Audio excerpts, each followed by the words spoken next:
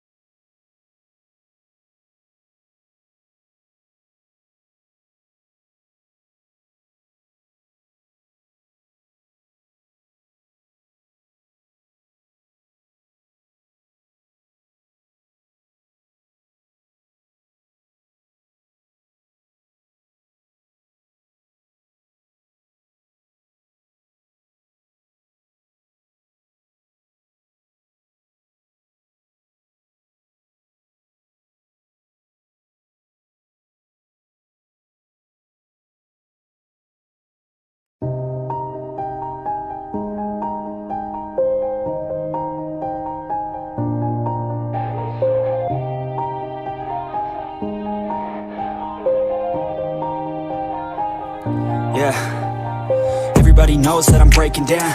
Everybody knows I ain't faking now. Everybody knows my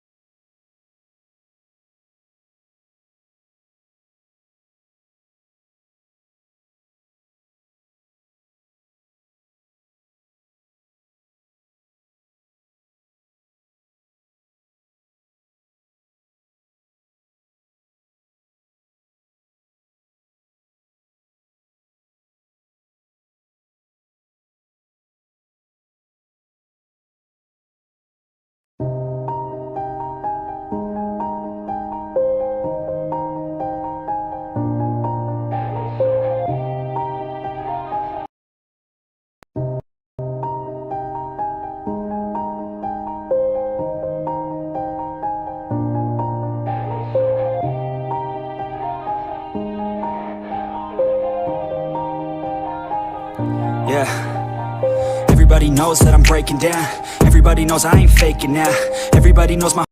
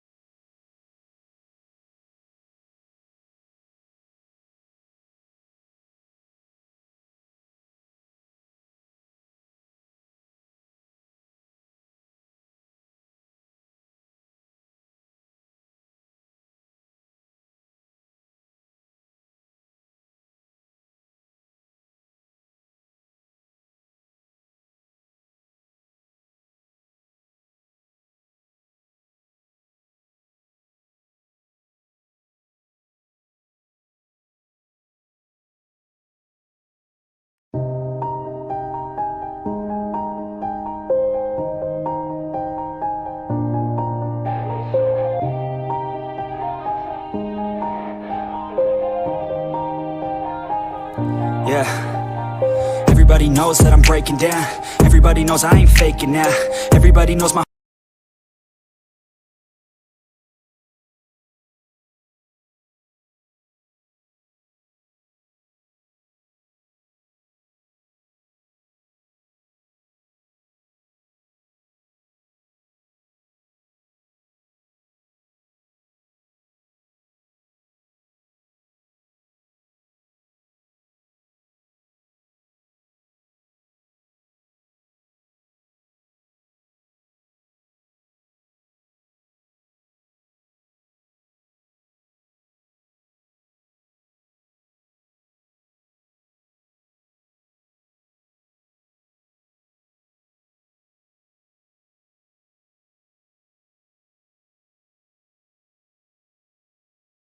and unpersonal.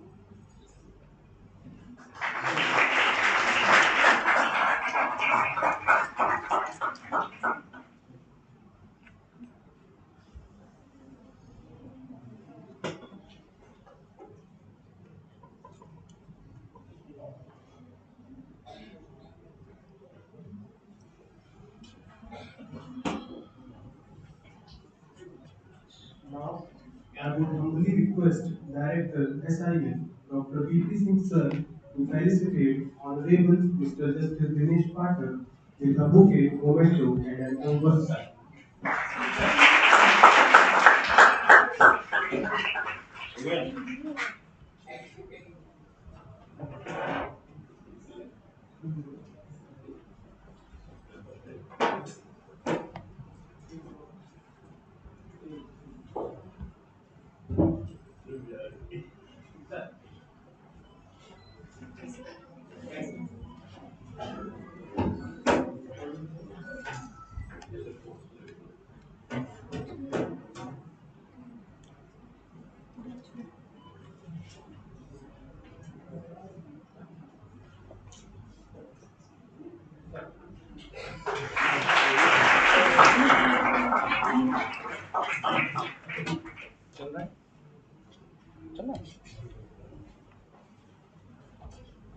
Now, I would request the dignitaries to kindly grace the dais.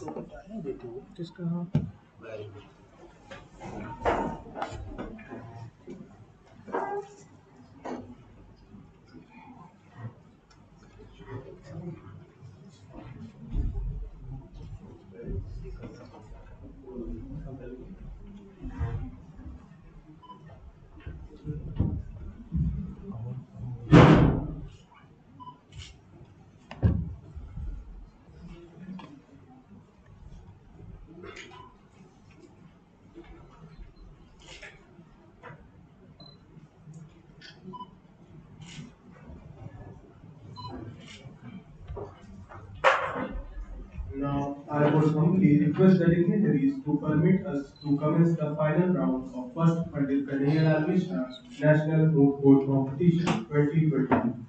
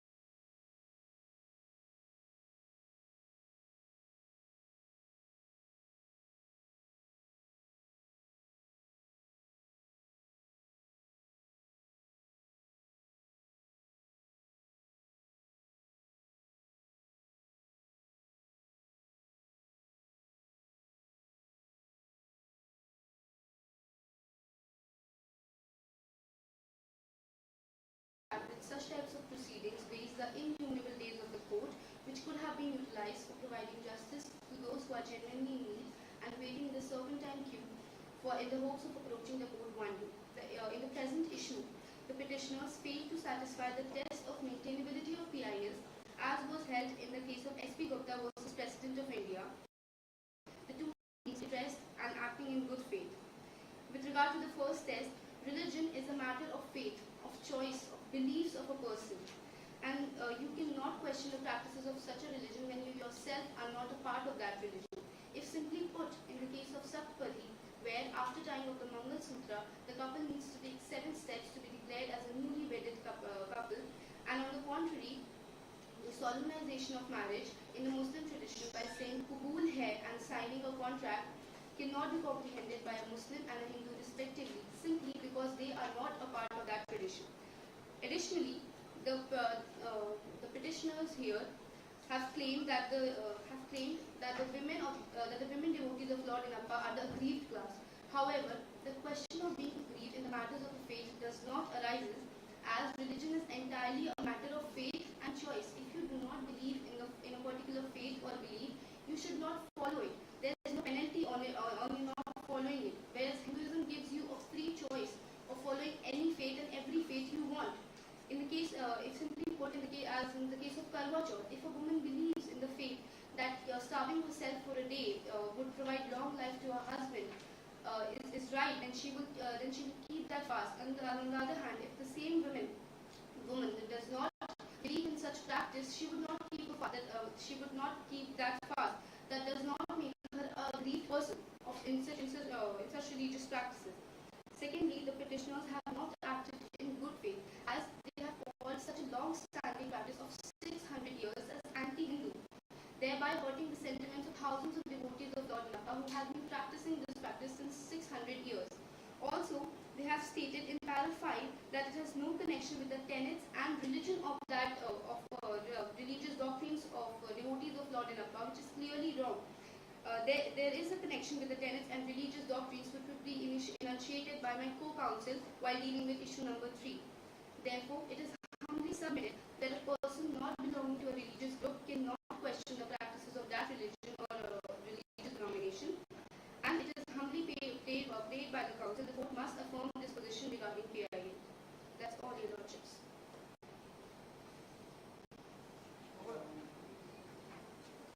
Yes, Your Lordships.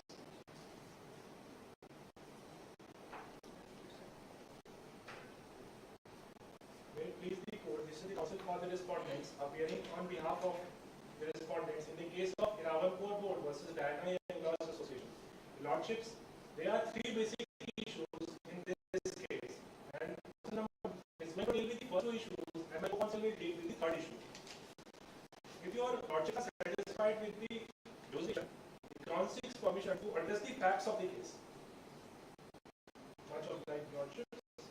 The Lordship, the famous religious and pilgrimage site, the White Temple, is located in the state of Allahabad in China. This temple houses its deity, the sitting deity Lord Inappa, who has declared himself as a Naistik Brahmachari, that is an eternal celibate. Your Lordships, in the Moot proposition at para 1, it has been mentioned that the practice of the devotees arriving barefooted, wearing a Manju and a cloth over their head, shows that everyone is on an equal footing before Lord Inappa. Your Lordship, this temple selectively imposes a ban on girls and women between the age 10 to 50 years from entering the temple, especially the Sanctum Sanctorum.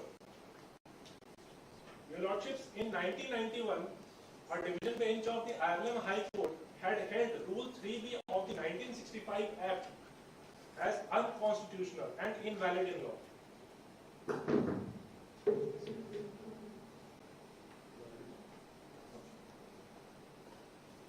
Pursuant to that, subsequently, the KANHAIYA Law Association approached this Honorable Court, and this court overruled the judgment of the High Court, wherein it was held that the ban was unconstitutional and it could not be allowed on the touchstone of the fundamental rights in our constitutional democracy.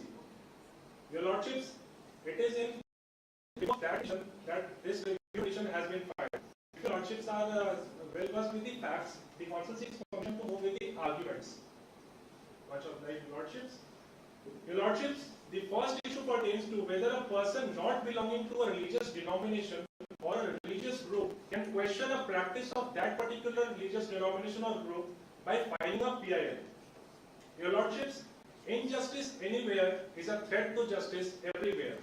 Equality among all is a powerful weapon to safeguard the common universe of liberties between the citizens, including in the matters of religion. Your Lordships, the fruits of justice ought not to be reserved only for the fortunate few.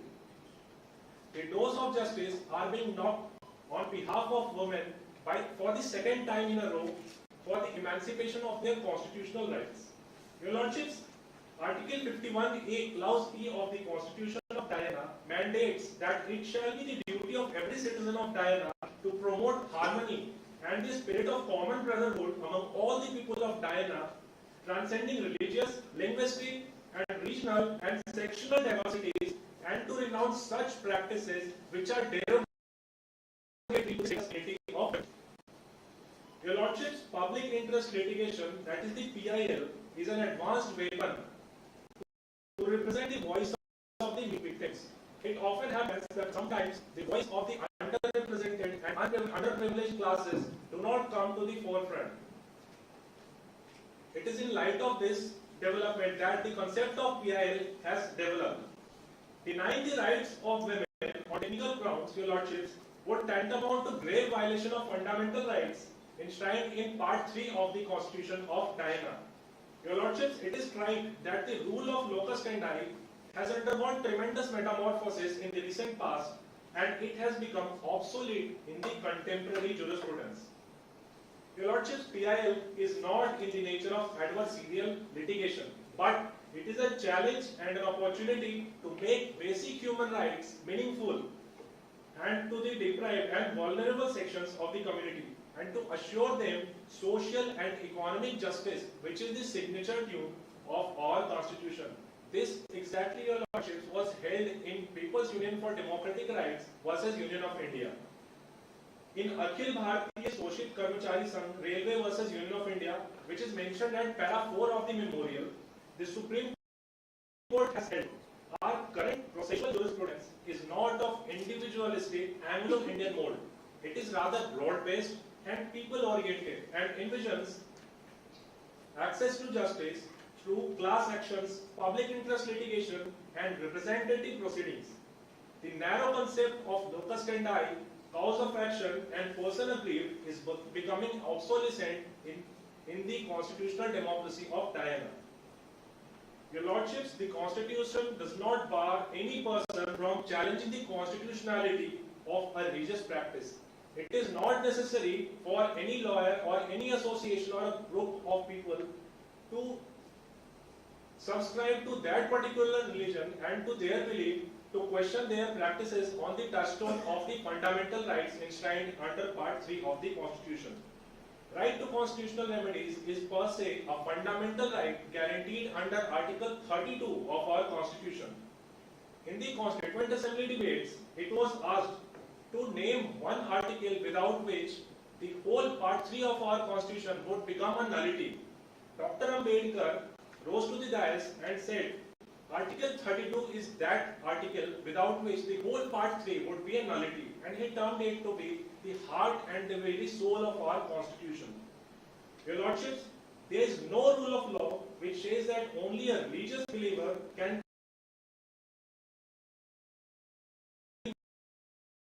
validity of the practices. The courts acting as the sentinel on the VY cannot allow the discriminatory practices to continue under the garb of customs and rituals. Your Lordship, the Council will proceed to the second issue. Second is, what is scope and extent of judicial review with regards to religious practices vis-a-vis freedom to practice one's religion as envisaged by Article 25 of the Constitution. It is humbly submitted before Your Lordships that the power of judicial review is part of the basic structure of the Constitution of Guyana. This Honorable Court, in the case of Neeraj and others versus Union of India, held that the power of judicial review, power and of the Constitution. Your Lordship, Bharti versus State of Kerala in the year 1973, it was held that there are certain essential features of the Constitution which cannot be alienated by the constitutional amendment. So, a custom or a ritual alleged to be practiced under the Article 25 and 26 of the Constitution cannot be allowed to violate Articles 14, 15, 19 and 21 of the Constitution of other people. Your Lordships, the ideas of justice, liberty, equality and fraternity enshrined in the preamble would remain in perils if the judiciary refrains from exercising its power of judicial review in such circumstances that reflect grave violations of fundamental rights. Customs and usages, Your Lordships, are amenable to the power of judicial review under Article 13 of the Constitution. Your Lordships, under Article 13, and I am quoting from the bare act of the Constitution, it says, laws inconsistent with or derogation of the fundamental rights. Clause 1 says, all laws in force in the territory of India immediately before the commencement of this Constitution, insofar as they are inconsistent with the provisions of this part, shall to the extent of such inconsistency. Your Lordships, Clause 3 of this article defines and gives an inclusive definition of the two expressions law and laws in force. Your Lordships, it is an inclusive definition and not an exhaustive one. The principle of harmonious construction warrants that the customs and usages are also included within the ambit of the expression laws in force used under Article 13 Clause 1 of the Constitution. Your Lordships, in the case of Shambhunath versus Lav Singh, this Honorable Court held that the expression laws in force used in Article 13 would include customs and usages having the force of law. This is quoted at page 14, paragraph 2 of the memorandum. Your Lordships, the conclusion that arises from this ratio is that the customs and usages, such customs which violate the fundamental rights of the Constitution, can be very well changed in the Part 3 of the Constitution, and this Honorable Court has the power of judicial review under Article 13 of the Constitution to strike it down if it is in violation of or in derogation or in contravention to any Constitution. Your Lordships, miscarriage of justice is sure to arise if any interpretation contrary to the spirit of Constitution is given. Your Lordships, this Honorable Court in the case of Shaira Bano versus Union of India held the practice of triple talaq to be arbitrary and unconstitutional. Justice Rohinton Falinariman and Justice Yuyu Lalit held that the practice of triple talaq allowed the Muslim men to whimsically and capriciously destroy the marital ties without any attempt at reconciliation. It was termed to be both anti-Quranic, anti-Islamic and also challenged on the touchstone of the fundamental rights, that is Part 3 of the Constitution. And it was held to be violative of the rights of women protected under Article 14, 15 and 21 of the Constitution. Your Lordships, in the second Anand Margi case, it was sought that the procession of Tandav dance was sought to be taken as an essential religious practice. The Tandav dance procession in public, along with the dangerous weapons like Trishul and all, does not constitute an essential religious practice, because the ratio that was laid down in this Honorable Court was that to constitute an essential religious practice, it must be such whose abolition leads to the very fundamental change, the change in the fundamental essence of that religion. That was not the case, and that ratio squarely applies to the facts of this case, Your Lordships. Your Lordships, the women of age have been decided on the ground that they are menstruating women, and a stigma is sought to be created that menstruating women should not be allowed to worship in the temple. This, Your Lordships, is in clear violation of Article 14 and 15 of the Constitution, and also Article 21 of the Constitution, which guarantees right to live with dignity equally to the women. Your Lordships, Article 25 of the Constitution of Guyana provides the right to practice, profess and propagate religion of own choice. The key word in this article is equally. It says subject to public morality and those are equally entitled to freedom of conscience and the right to freely profess, practice and propagate religion.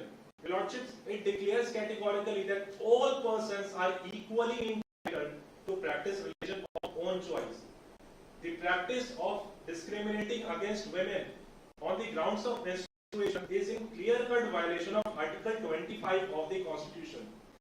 Your Lordships, to pass the test, twin test of Article 14, there are two tests laid down. The first is that the reasonable classification must be based on some intelligible differentia, and the second is that the classification sought to be achieved must have a rational nexus with the object which is sought to be achieved. Your Lordships, the Council submits and pleads humbly that the practice of in the way that it is arbitrary to discriminate and prohibit selectively the women aged between 10 to 50 by creating a social stigma that menstruating women cannot practice their religion in the temple. And the second thing is, there is no rational nexus and the object which is sought to be achieved is to discriminate and bar the entry of women into that temple. That is also not a rational nexus. So, your Lordship, this is in clear-cut violation of Article 14 of the Constitution. Lordships, under Article 15 of the Constitution, it has been held that the state shall not discriminate against any citizen on grounds only of religion, race, caste, sex, place of birth, or any of them. This discrimination, your Lordships, is based on sex and it is in clear-cut violation of Article 15 of the Constitution. Your Lordships, it is being claimed that it is an essential religious practice. Your Lordships, that is the third issue which will be dealt with by my co-counsel. But just for the clarification of your Lordships, under Article 26 Clause B, the religious denominations have been held to have the right to manage their affairs in the matters of religion. This, again, your Lordships, is again subject to the whole of Part 3 of the Constitution, because the right under Article 26 of the Constitution is itself flowing from Article 25 of the Constitution, and the omission of the words, the phrases subject to other provision of the Constitution under this article is a deliberate one, and it is of no real significance for the legal provisions. Your Lordships, this practice is also in clear-cut violation of morality. And morality, what is the meaning of morality? It has been often said to be a vague term, and it is capable of interpretations. But this Honorable Court, in the case of Indian Young Lawyers Association versus Union of India, Justice D.Y. Chandrachud, speaking on behalf of the Supreme Court of India, held that the morality includes constitutional morality, and the constitutional morality has to be seen through the presence of the ideals which are enshrined under the preamble to the Constitution. And preamble declares justice, equality, liberty and fraternity as part of the basic structure of the Constitution as held in the Keshwanand Bharati case. This, your Lordships, is in clear-cut violation of the ideals, basic ideals which are enshrined in the preamble to the Constitution. Your Lordships, it is tried that Articles 14, 19 and 21 have been held to be the golden triangle of our Constitution. By violating Articles 14, 15, 19 and 21, this custom is violating the basic structure of the Constitution of India. It is liable to be struck down as unconstitutional as was rightly held in the case which is impugned, the judgment which is impugned in this case. Your Lordships, Article 25 is not an article that gives a carte blanche to one particular sections of people to trample upon the rights of belief and worship of another section of persons belonging to the same religion. Article 25 mandates that all persons are equally entitled to practice religion. The practice creates the issue of gender bias on account of physiological biological function, which is common to all women. This is circumstance with other women below the age of 10 years and above the age of 50 years. This is a clearly arbitrary, arbitrary expressive, and it is again liable to be struck down in violation of Article 14 of the Constitution.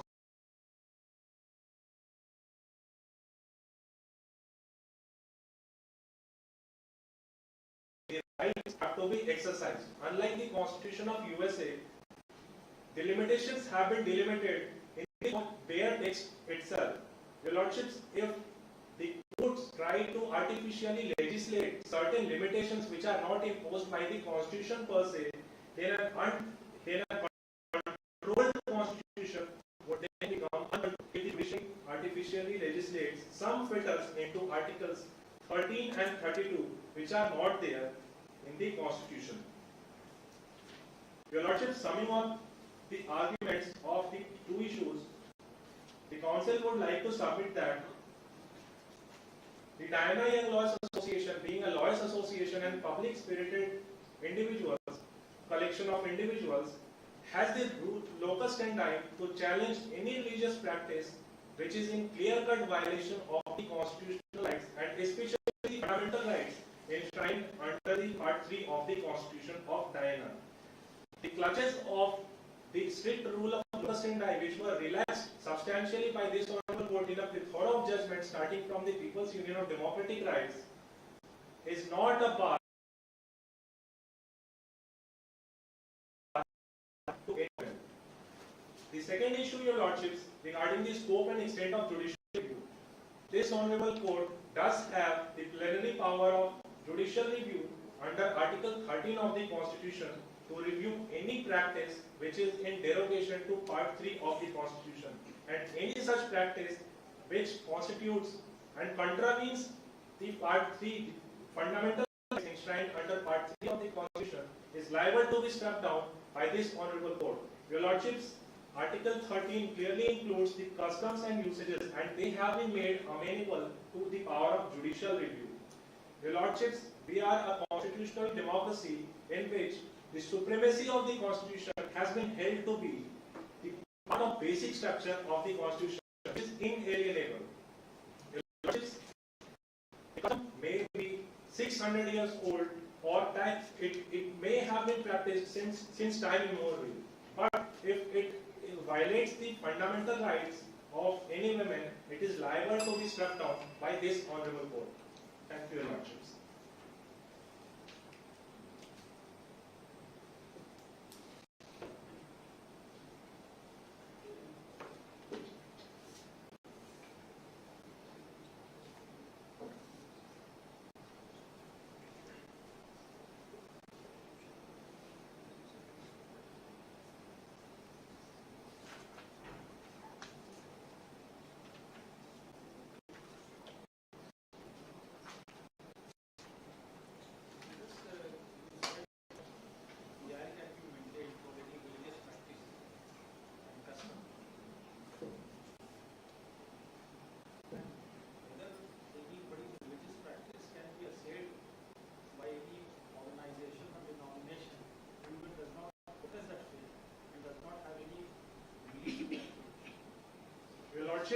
This Honorable Court acts as a sentinel on the pre-file, and if any petitioner approaches this Honorable Court under the fundamental right enshrined under Article 32 of the Constitution, that's right.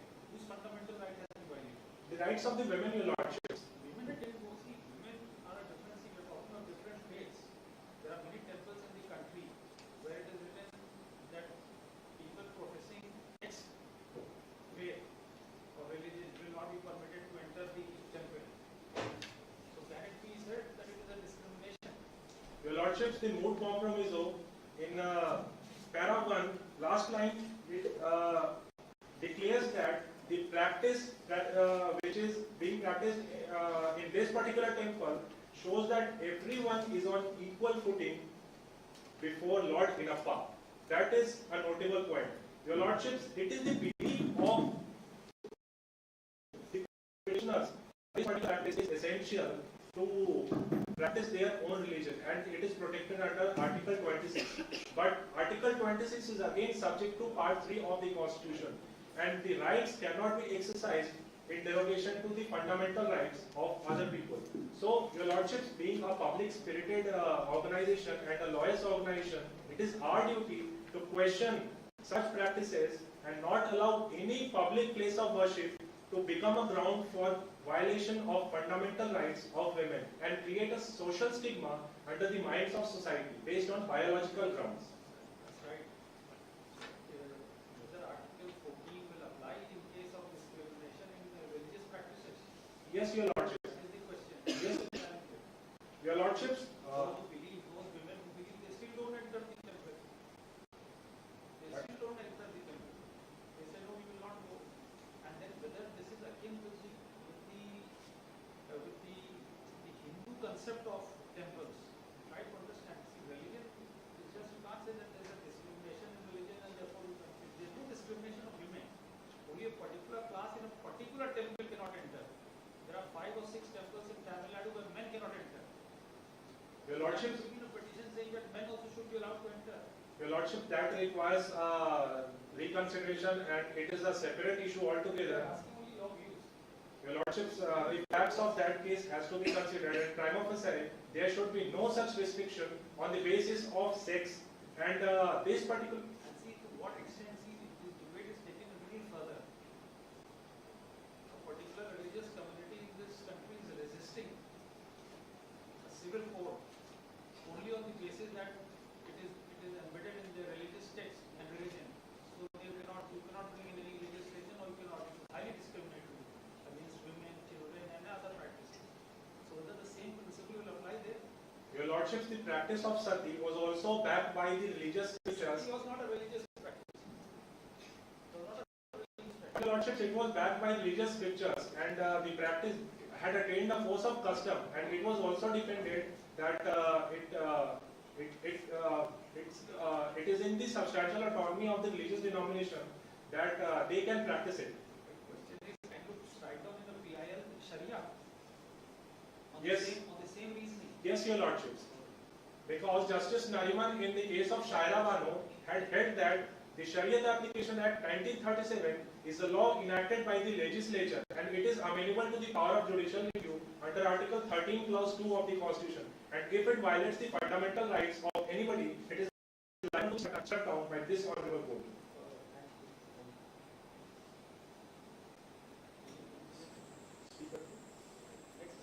Yes, yes, Your Lordship.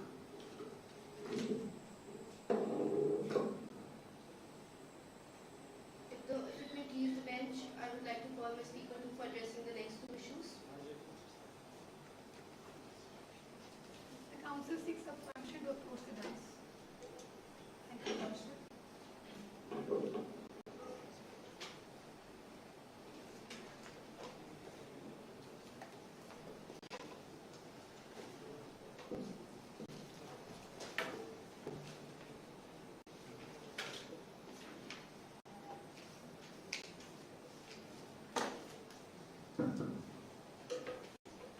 A very good afternoon to the bench.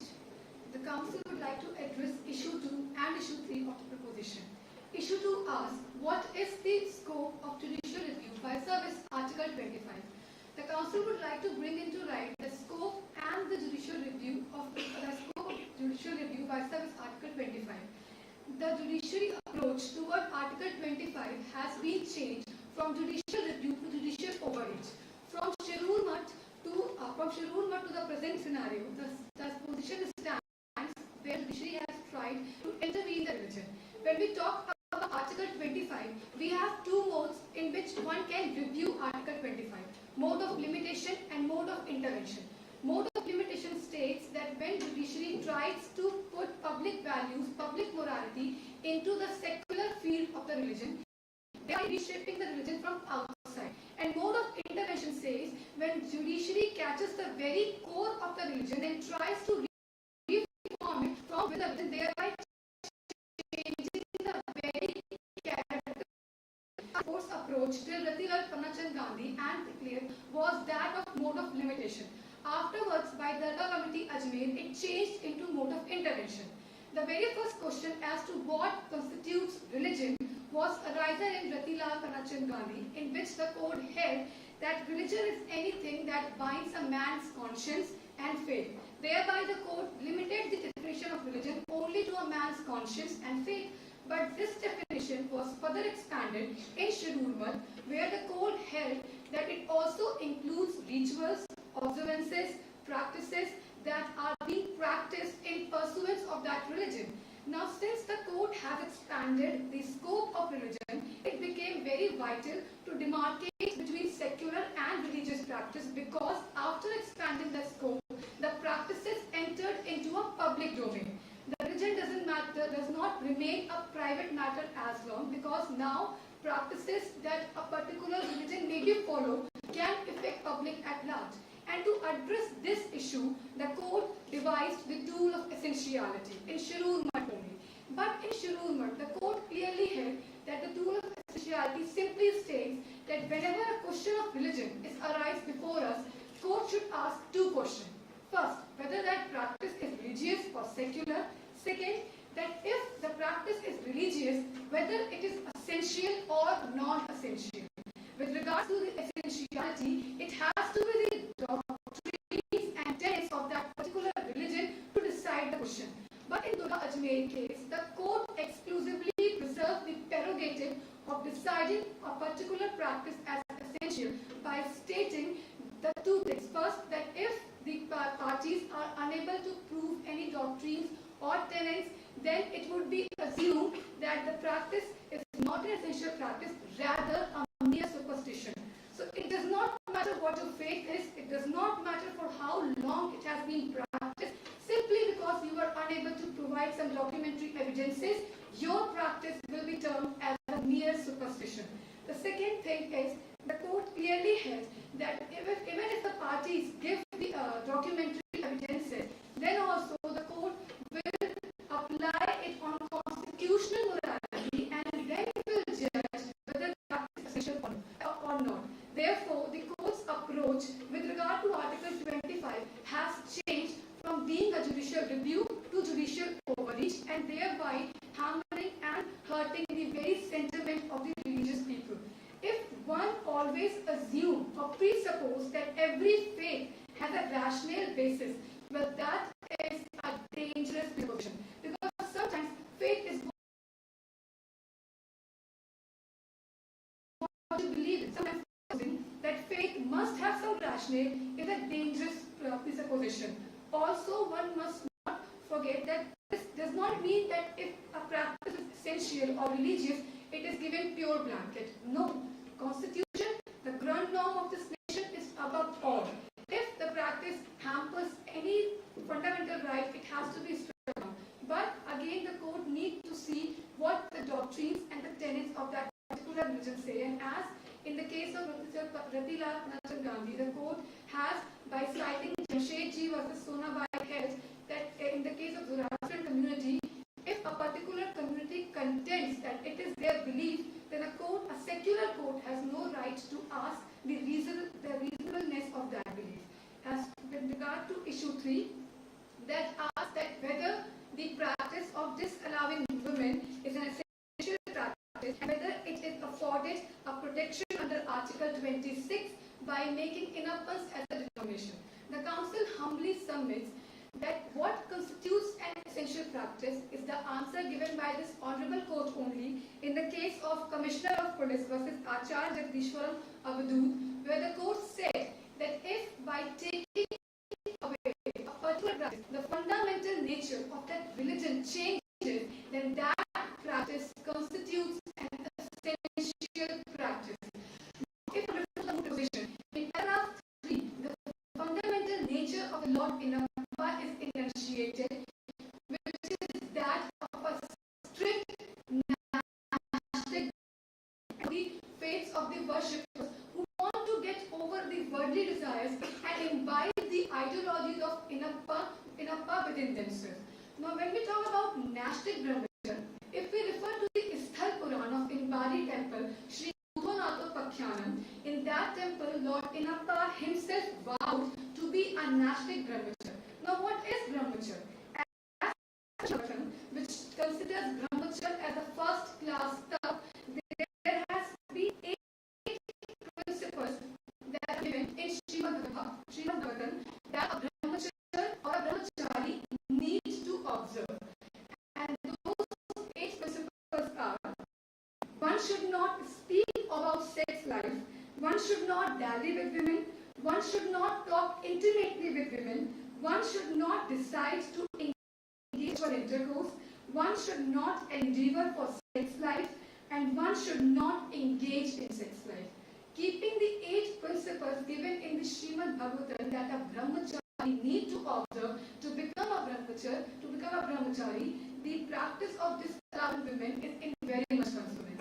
Not only this, if we refer to the Muktavali Smriti, there is a shloka that says, Kirtika Bhukurvana Nashtita Viti Bhedita, which means there are 2 kinds of brahmachari. First is Upakurvana and second is Nashtika. Upakurvana observes celibacy till they study, whereas Nashtika Brahmachari, they observe celibacy till their death. If we refer to Vash Smriti, it has been given that a Nashtika Brahmachari has to be day and night ready to study. And precisely this is the reason why Lord Inappa is in a sitting position with a pen and a book in the Tiwari temple.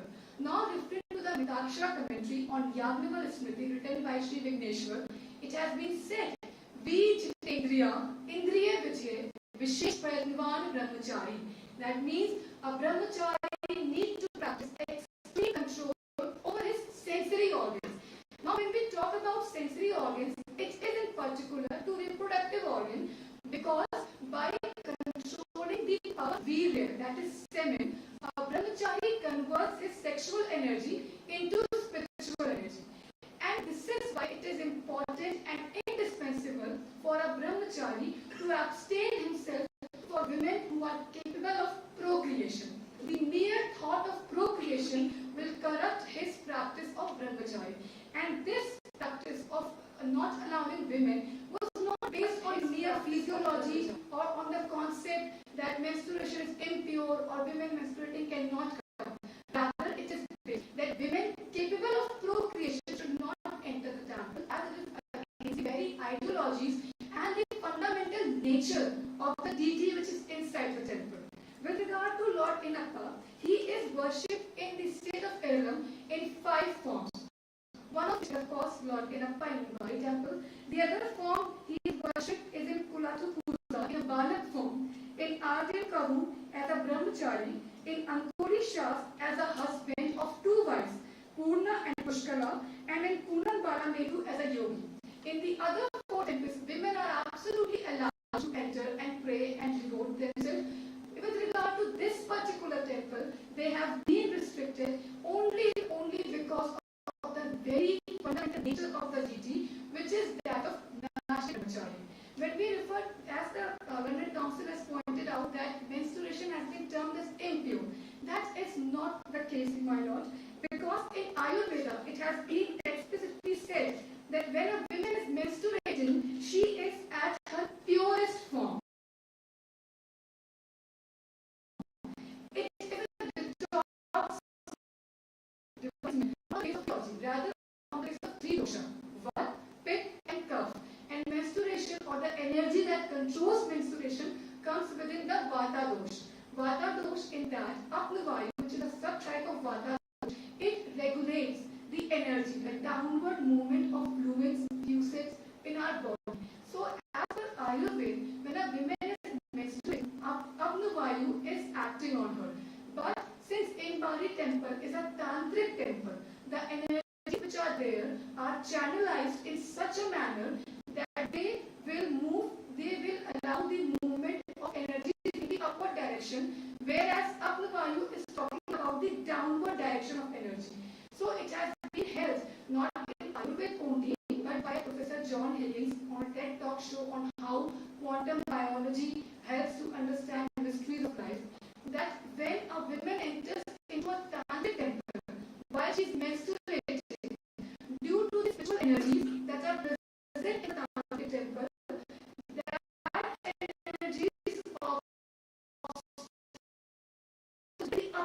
direction. Now that creates a lot of pain for the women and she might become infertile.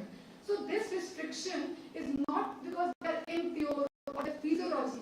Rather, it's a prescription for their health. It is for their benefit that they are being not to enter the temple. Plus, Ayurveda states that when a woman is menstruating, they should not undergo any physical exertion, any stress, take proper rest, eat properly at the same time in the day, and must sleep comfortably.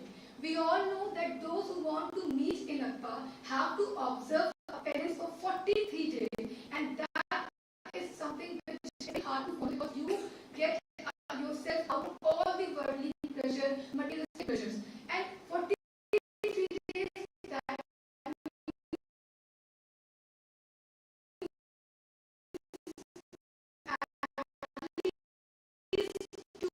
Firstly, this discrimination or this disallowance, it's not only on the basis of menstruation, rather it is on the basis of the fundamental nature of the duty, that of a brahmachari, and second, of the health of the women. So it's a prescription and not a restriction.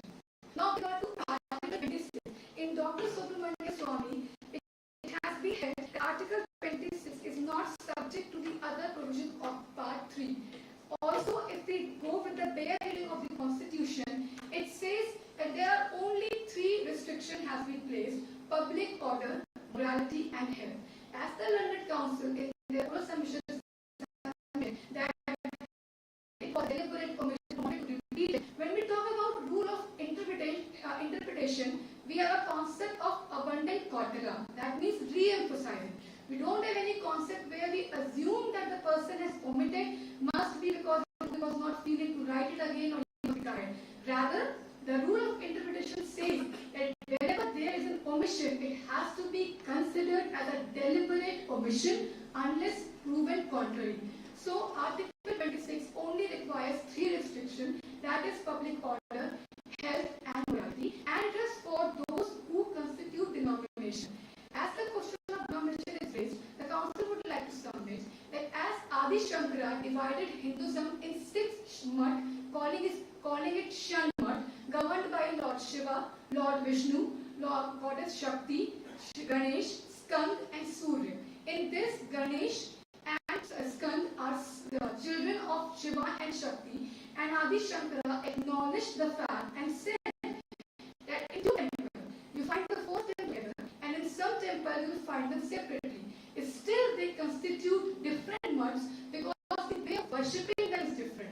Now, with regards to Lord Inappa, he is the son of Lord Shiva and Lord Vishnu in the movie form, and the way of worshipping Lord Inappa is very different, unique in nature, and is not practiced by any other religion.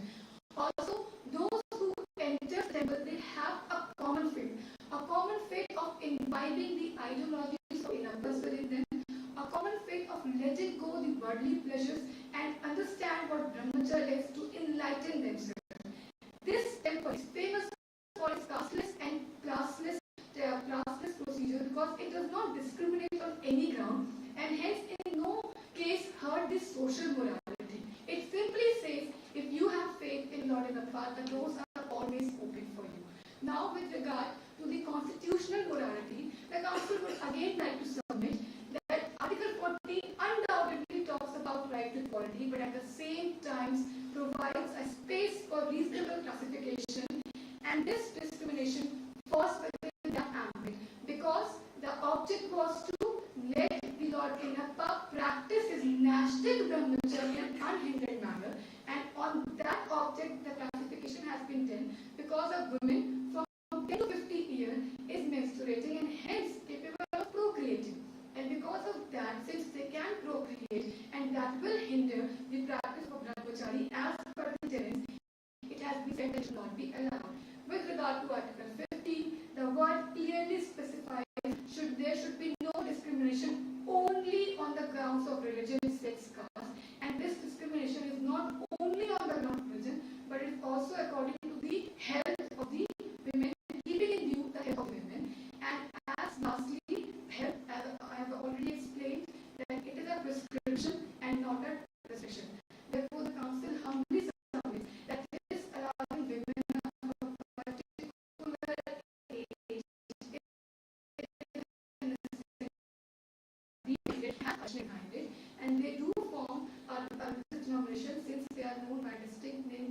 principles, they have a common faith and a common organization. That's all, Your Lordship. Yes. Counsel seeks permission to address the bench. May it please the court, this is counsel to appearing on behalf of the respondent in the case of the Wanko Board versus Diana Young Lawyers Association. Lordship, the counsel would like to humbly submit this for facilitating this court that when the matter is about the religion, it's not for the first time that we are coming to this review petition and we are discussing about the religion. Back in the year, it started in the year 1954 with the commencement of the Shirur Mutt case. Lordship, when we are talking about this, we need to take it with a very meticulous understanding and dismantling of that particular religious sect, that what actually constitutes the religious practice. Lordships, delving into this particular issue, which is of two folds. The first part of this issue deals with the essentiality of the religion. The second part of the issue deals with whether religious denomination under Article 26 are covered under the constitutional cover of Article 26 of the Constitution of Guyana or not. Lordship, the first premise is that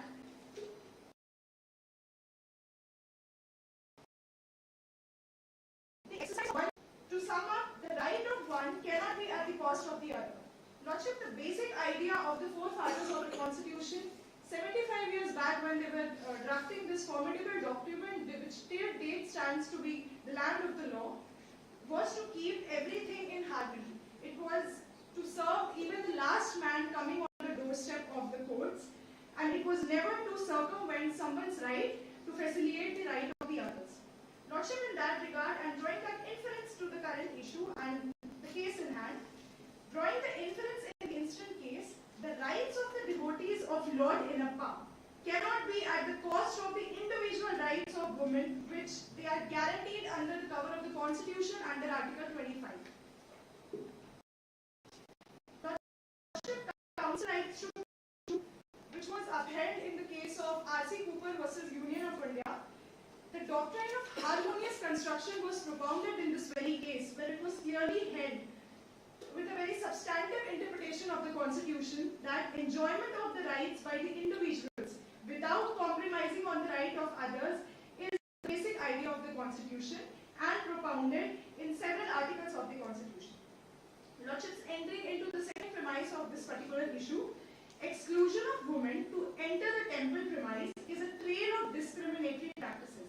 It is humbly submitted before the court that the council prima facie admits that under Article 25 there has been a clear deviation of the thought process of the constitution makers, as they have not subjected Article 26 of the Constitution to the third part of the Constitution. Respectfully held in the case of Indian Young Lawyers Association versus State of Kerala in the year 2019, that proviso being not subjecting it, just like Article 25 to Part 3 of the Constitution, does not lead to the conclusion that the right of the religious denomination exists as a discrete element divorced from the other elements of the fundamental rights, that is Part 3 of the Constitution's Lordship. Lordship, the Council would like to humbly submit that my learned friend from the petitioner argued that to test the veracity of this particular practice on the grounds of Article 14, which talks about the intelligible differentia per se, stands on two grounds. To qualify this test, we need to stand on two grounds as an essentiality practice of the religion. The first is to qualify as intelligible differentia. Secondly, the rational nexus needs to be there for the object sought to be achieved by the impugned judgment, by the impugned law in question. Lordship, in the humble opinion of the Council, there exists no rationale behind actually applying this test in this particular practice, which is the impugned practice in this question. The reason being, the practice already stands to be discriminatory on the fronts of the Constitution, be it Article 14, be it Article 15, or be it Article 21 of the Constitution, which circumspectly forms the golden triangle which was already held in Maneka Gandhi versus Union of India. Lordship, the discriminatory practice fails on both the tests, and the object of the dual test here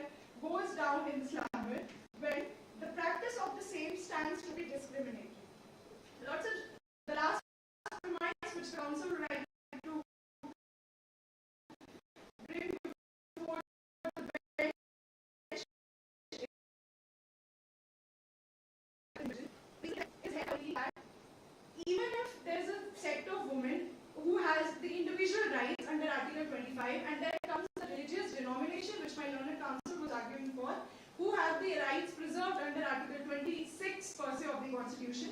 Lordships, Article 25, on the plain reading, we can decipher that it talks about the individual rights.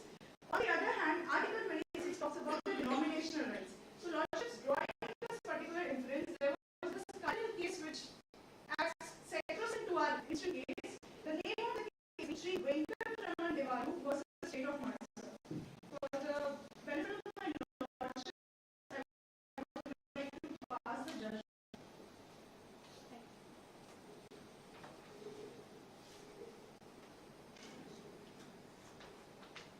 Lordships, in the case of Sri Venkatraman Devaru versus state of Mysore, the highlighted part, which is para 32 of the case, it was categorically held that in this particular case, the apex court held that when the disputed practice is not in consonance with the fundamental rights, the same cannot be seen as essentiality of the sect.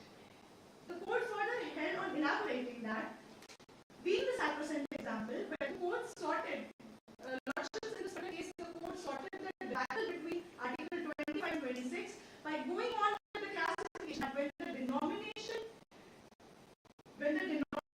right reduces the individual right, then latter shall prevail. Hence, entry in the injury temple cannot be in subjection to the Articles 26 of the religious denomination. Lordships, coming to the second part of this particular issue, when my learned counsel submitted about the denominational character of this particular treaty in question, Lordship, it is argued that in the case of Equitable versus Union of India, it was categorically held that there were three for the qualification to be held as the religious denomination. Lordships, the first ground was the collection of individuals, with the second being the common belief, and the third being the designated by a distinctive name. Lordships, in the humble opinion of the council fails to understand on what grounds the distinctive name stands to be justified in the case of the Invery Temple, and on what grounds the particular institution is being covered as the religious denomination. And Lordships, considering it's not being considered under religious denominations, it is really difficult to actually argue under Article 26 of the Constitution, where the thought process of the draftsman of the Constitution was to omit the word practice. Lordship, in the plain reading of Article 26 of the Constitution of that,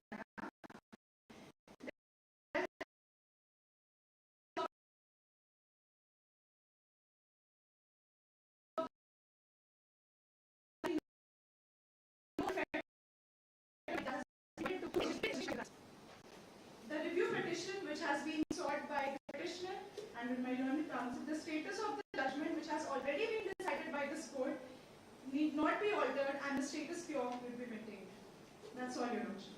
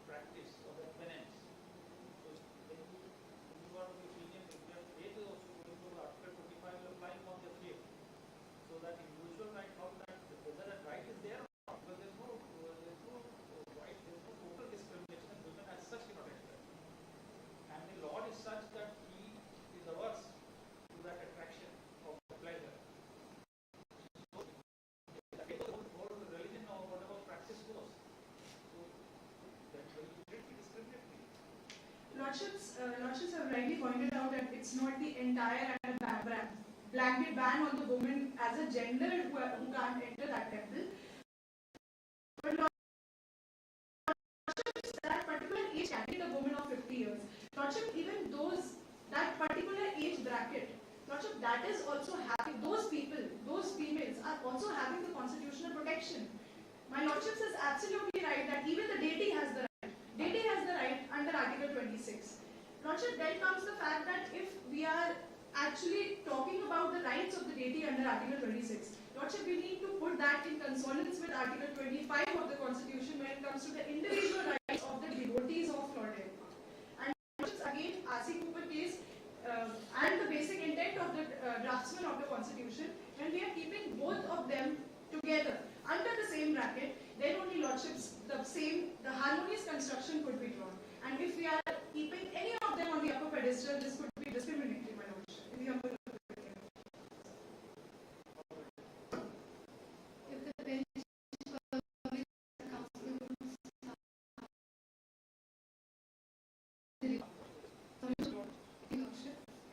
in the oral submission, my learned counsel submitted that the object of this disallowance is to discriminate, whereas as per the tenets, it is clearly stated that the object is not to discriminate, rather to preserve the celibate nature of the deity. Also in the oral submission, they stated that the court cannot impose extra restriction as it will hamper the spirit of the Constitution, whereas they themselves in their memorial on page 21 paragraph 9, it states that the omission of the expression subject to fundamental rights of this part in Article 26 does not exclude it from the ambit and scope of Part 3 of the Constitution. Not only that, they are talking about the fundamental nature of the fundamental right of the deity in Article 26. The Council would like to clarify that the deity has a fundamental right only with respect to tax and property.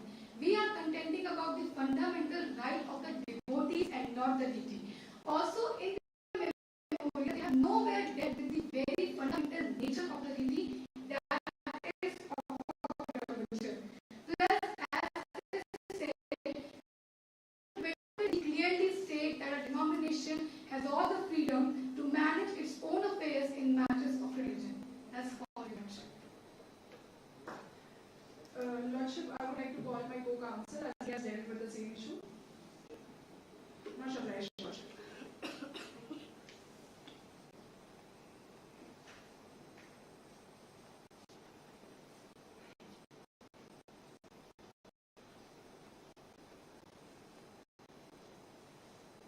Lordship, it was argued that judicial review has hurt the sentiments of the devotees.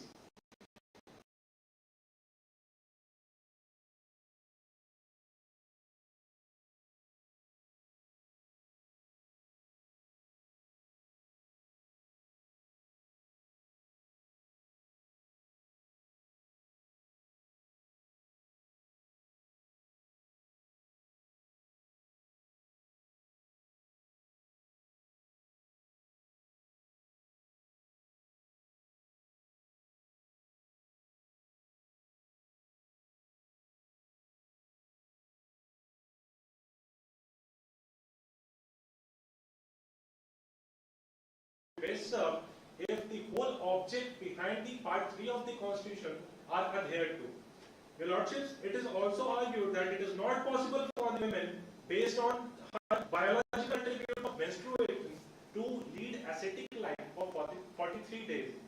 Your Lordships, this violates their rights under Article 14 of the Constitution by placing them unequally while they are similarly placed with the women aged below the 10 years age and above the 50 years of age group. This is a major way of a few people, as mentioned in the Moot proposition itself. The body entry of menstruating women is essential. But, Your Lordships, this particular premise falls flat on the argument and the ratio laid down in the Anand Magi case, wherein it was held that until the fundamental essence of a religion is not changed, practice. And Your Lordship, the deity does not have the right to essential religious practice. The denomination essential religious practice. It is only the religion and the religious tenets have to be taken into consideration to decide whether the fundamental essence of that particular religion is being infringed and changed. And then only we can say that it is an essential religious practice. As it was held in the Anandmari case that the Tandu dance did not constitute an essential religious practice, herein also the ratio is squarely attracted because it is not the object of Hindu religion. In fact, in Hindu religion, women have been kept at a very higher pedestal. Your Lordships, Goddess Durga, Goddess Saraswati, and Goddess Lakshmi. If we see the Brahma's cabinet, they have been given the important portfolios of defense, education, and finance. And the only information broadcasting ministry was given to Narad Muni. This shows, Your Lordships, that women have been kept at a very higher pedestal in the Hindu faith, in the Hindu religion. So the argument is antithetical to the very tenet of